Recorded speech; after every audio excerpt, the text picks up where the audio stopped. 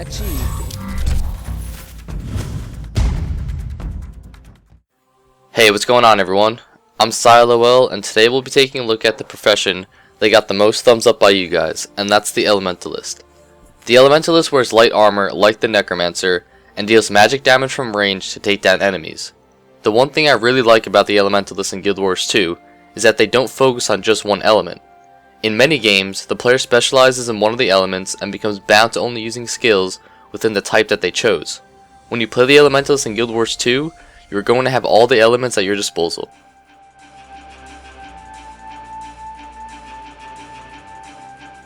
The Elementalist has 4 attunements that they can switch between whenever they like. The attunements are Fire, Air, Water, and Earth. These 4 attunements will make the Elementalist an extremely elusive foe on the battlefield because of their ability to change attunements to match the situation.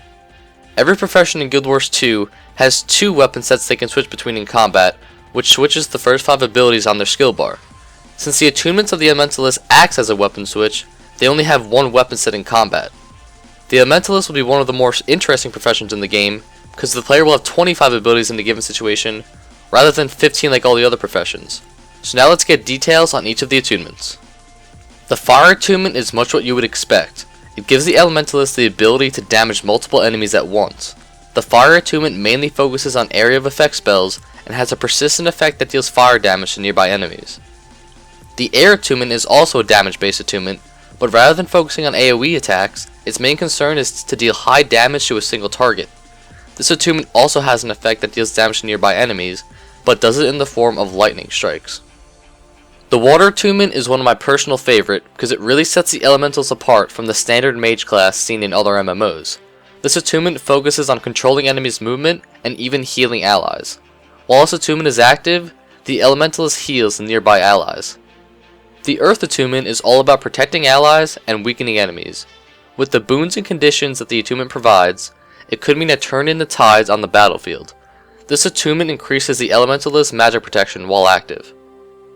An Elementalist will have to change between each attunement carefully, because when you switch attunements they go on recharge. The one you were recently in is on a 20-second recharge, and the other 2 are on a 10-second recharge.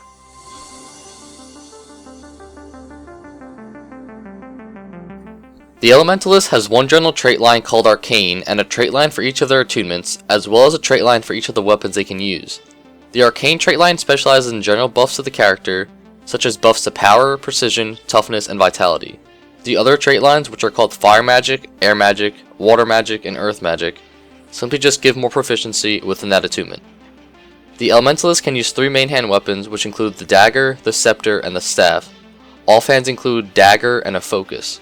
These weapons give specialization in areas such as close range combat, long range AoE attacks, and medium range single target spells.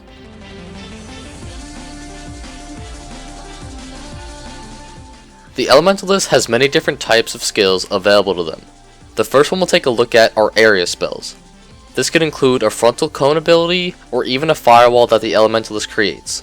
But there's one thing that these things have in common, and that is to cause havoc. Next up are glyphs. This skill type focuses on amplifying the Elementalist's natural power.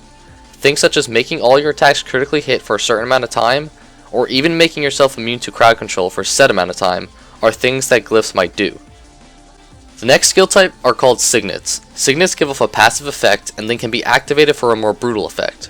An example might be a signet that gives the Elementalist defenses and can be activated to shoot out a wave of stone, stunning nearby enemies. The last skill type for the Elementalist are conjure spells. This is probably the most interesting of the 4, because it allows the Elementalist to create items or weapons that the Elementalist or allies can use. These created items are environmental weapons, so once interacted with, it will change the first 5 skills on your skill bar. Now this doesn't mean that you will get 5 new skills, you might only get 2. An example might be to conjure up a fiery rock that the Elementalist can launch at incoming enemies. That's all for this week guys, I hope you enjoyed the video. Don't forget to hit that like button below and to subscribe to the channel. I'll see you all next week.